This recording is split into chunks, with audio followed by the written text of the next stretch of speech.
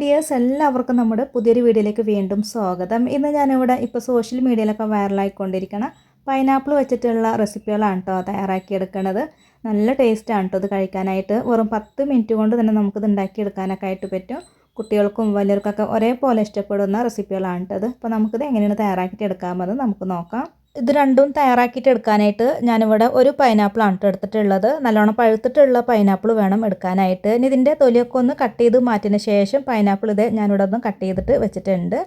അപ്പോൾ 4 പീസ് ഞാൻ റൗണ്ടിനെ കട്ട് ചെയ്തിട്ടാണ് എടുത്തിട്ടുള്ളത്. ഇത് ഫ്രൈ ചെയ്തിട്ട് എടുക്കാനുള്ളതാണ്. പിന്നെ കുറച്ച് ചെറുതാക്കിയിട്ടും കട്ട് ചെയ്തിട്ട് എടുത്തിട്ടുണ്ട്.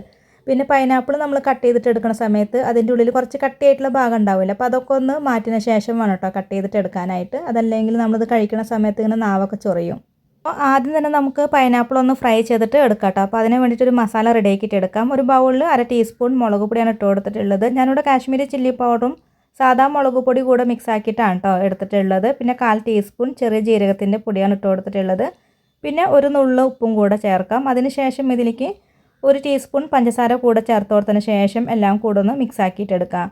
എന്നിട്ട് ഇതിലേക്ക് ഒരു 2 ടീസ്പൂൺ വെള്ളം കൂടെ ചേർത്തിട്ട് ഈ ഒരു പൊടി ഒന്ന് കലക്കിയെടുക്കാം കേട്ടോ. ഈ ഒരു മസാല ഒന്ന് മിക്സ് ചെയ്തെടുക്കാം. അതിന് ശേഷം ഇതിലോട്ട് നമ്മൾ നേരത്തെ കട്ട് ചെയ്ത് വെച്ചിട്ടുണ്ടായിരുന്ന ആ ഒരു റൗണ്ടിനെ കട്ട് ചെയ്ത് വെച്ചിട്ടുള്ള ആ ഒരു പൈനാപ്പിൾ പീസുകളുണ്ടല്ലോ, അത് ഇതിലേക്ക് ഇട്ട് കൊടുത്തതിന് ശേഷം നന്നായിട്ടൊന്ന് മിക്സ് ചെയ്തിട്ട് എടുക്കാം കേട്ടോ. ഈ ഒരു പൈനാപ്പിൾ കഷ്ണങ്ങളിൽ മസാലയൊക്കെ നല്ലോണമൊക്കെ ഒന്ന് പിടിക്കണ വിധത്തിൽ നന്നായിട്ട് ഒന്ന് മിക്സ് ചെയ്തിട്ട് എടുക്കാം.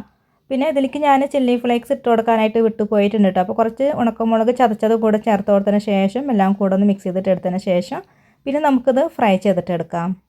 ഫ്രൈ ചെയ്തിട്ടെടുക്കാനായിട്ട് ഒരു പാനിൽ ഞാൻ കുറച്ച് ഓയിൽ ഒഴിച്ച് കൊടുത്തിട്ടുണ്ട് കേട്ടോ. ബട്ടർ ഉണ്ടെങ്കിൽ ബട്ടർ ചേർക്കാം. അതിനുശേഷം ഈ ഒരു മസാല പുരട്ടി വെച്ചിട്ടുള്ള പൈനാപ്പിൾ കഷ്ണങ്ങൾ വെച്ച് കൊടുക്കാം. എന്നിട്ട് ഇതിൻ്റെ മുകളിൽ ഒരല്പം പഞ്ചസാര കൂടെ വിതറി കൊടുത്തതിന് ശേഷം ഇത് മറിച്ച് തിരിച്ചൊക്കെ ഇട്ട് കൊടുത്തിട്ട് നല്ലൊരു കളറായിട്ട് വരുന്നത് വരയ്ക്ക് ഒന്ന് ഫ്രൈ ആക്കിയിട്ടെടുക്കാം. വീണ്ടും എന്തിനാണ് പഞ്ചസാര ഒക്കെ ഇട്ടിട്ട് ഫ്രൈ ചെയ്യണമെന്ന് വെച്ചാൽ ഈ ഒരു പഞ്ചസാര നമ്മളിതിലേക്ക് ചേർത്തിട്ട് ഫ്രൈ ചെയ്തിട്ടെടുക്കുമ്പോൾ പഞ്ചസാര അങ്ങനെ മെൽറ്റായിട്ട് നല്ലൊരു കളറായിട്ട് കിട്ടും കേട്ടോ. അപ്പോൾ അതിന് വേണ്ടിയിട്ടാണ്. അപ്പോൾ അതെ ഈ ഒരു പൈനാപ്പിൾ ഫ്രൈ ഇവിടെ റെഡി ആയിട്ട് വന്നിട്ടുണ്ട്. അപ്പോൾ വളരെ ഈസി അല്ലേ ഇത് ഉണ്ടാക്കിയെടുക്കാനായിട്ട്. അപ്പോൾ ഇതുപോലെ ഒന്ന് ട്രൈ ചെയ്ത് നോക്കണം കേട്ടോ. നല്ല ടേസ്റ്റാണ് ഇത് കഴിക്കാനായിട്ട്. മധുരവും എരിവും പുളിയൊക്കെ ആയിട്ടുള്ള നല്ലൊരു പൈനാപ്പിൾ ഫ്രൈ ആണ്. അപ്പോൾ ഉണ്ടാക്കി നോക്കട്ടെ, എന്നിട്ട് അഭിപ്രായങ്ങളൊക്കെ അറിയിക്കുക. അപ്പോൾ എല്ലാവർക്കും ഇന്നത്തെ ഒരു പൈനാപ്പിൾ ഫ്രൈ ഇഷ്ടമായിട്ടുണ്ട് എന്ന് കരുതുന്നു. ഇനി നമുക്ക് അടുത്ത റെസിപ്പി റെഡിയാക്കിയിട്ട് എടുക്കാം. നമ്മൾ നേരത്തെ ചെറുതാക്കി കട്ട് ചെയ്ത് വെച്ചിട്ടുണ്ടായിരുന്ന പൈനാപ്പിൾ പീസ് എടുക്കാം. എന്നിട്ട് ഇതിലേക്ക് നമുക്കൊരു മസാല റെഡിയാക്കിയിട്ട് എടുക്കാം കേട്ടോ. അപ്പോൾ മിക്സിയുടെ ചെറിയൊരു ജാറോ അതല്ലെങ്കിൽ ഇടികല്ലോ എടുക്കുക. എന്നിട്ട് ചെറിയൊരു പിടിയോളം മല്ലിയില ചേർത്ത് കൊടുക്കുക. മല്ലിയിലക്ക് പകരമായിട്ട് പുതിനയില എടുത്താലും മതി കേട്ടോ. ഇതിലേക്ക് 1/4 ടീസ്പൂൺ മുളക് പൊടിയും 1/4 ടീസ്പൂൺ കുരുമുളകും പിന്നെ കുറച്ച് ലെമൺ ജ്യൂസും കൂടെ ഒഴിച്ചു കൊടുത്തതിന് ശേഷം ഇതൊന്ന് അരച്ചെടുക്കുക. അരച്ചെടുത്ത് കഴിഞ്ഞാൽ ഈ ഒരു മസാല അവിടെ റെഡി ആയിട്ടോ. ഇത് നമുക്ക് പൈനാപ്പിൾ കഷ്ണങ്ങൾക്ക് ഇട്ട് കൊടുക്കാം. 1/4 ടീസ്പൂൺ ഉപ്പാണ് ചേർക്കുന്നത്. കൂടെ തന്നെ 1/4 ടീസ്പൂൺ ഉണക്കമുളക് ചതച്ചത് കൂടെ ഇട്ട് കൊടുക്കുന്നുണ്ട് കേട്ടോ. ചില്ലി ഫ്ലേക്സ് കൂടെ ഇട്ട് കൊടുക്കുന്നുണ്ട്. എന്നിട്ടൊരു പാത്രത്തിലേക്ക് ഇതിട്ട് കൊടുക്കാം കേട്ടോ. ഒരു അടപ്പുള്ള പാത്രത്തിലേക്ക് വേണം ഇട്ട് കൊടുക്കാനായിട്ട്. എന്നിട്ട് നന്നായിട്ട് ഇതൊന്ന് ഷേക്ക് ചെയ്തിട്ട് എടുക്കാം കേട്ടോ. അതുപോലെ ഒന്ന് ആക്കി എടുക്കുന്ന സമയത്ത് ഇതിൽ മസാലയൊക്കെ നന്നായിട്ട് ഇങ്ങനെ മിക്സ് ആയിട്ടൊക്കെ കിട്ടിക്കോളും കേട്ടോ. അപ്പോൾ ഇങ്ങനെ ചെയ്യാൻ പറ്റിയില്ലെങ്കിൽ സ്പൂൺ വെച്ചിട്ടോ അല്ലെങ്കിൽ കൈ കൊണ്ട് നല്ലോണം മിക്സ് ചെയ്തിട്ട് എടുത്താലും മതി. അപ്പോൾ അതെ ഈ ഒരു റെസിപ്പിയും ഇവിടെ റെഡി ആയിട്ട് വന്നിട്ടുണ്ട് കേട്ടോ. അപ്പോൾ വളരെ സിമ്പിളല്ലേ ഇത് ഉണ്ടാക്കിയെടുക്കാനായിട്ട്. നല്ല ടേസ്റ്റുമാണ് കേട്ടോ. അപ്പോൾ അതുപോലെ ഉണ്ടാക്കി നോക്കണേ.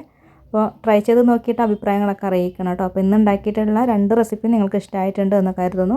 ഇതുവരെ വീഡിയോ കണ്ട് സപ്പോർട്ട് ചെയ്ത എല്ലാവർക്കും ഒരുപാട് നന്ദി. ആദ്യമായിട്ടാണ് നമ്മുടെ ചാനൽ കാണുന്നതെങ്കിൽ സബ്സ്ക്രൈബ് ചെയ്യണേ. പിന്നെ ലൈക്ക് ചെയ്യാനും ഷെയർ ചെയ്യാനും ഹൈപ്പ് ചെയ്യാനൊന്നും മറക്കരുത്. അടുത്ത നല്ലൊരു റെസിപ്പി വീഡിയോ ആയിട്ട് വീണ്ടും കാണാം.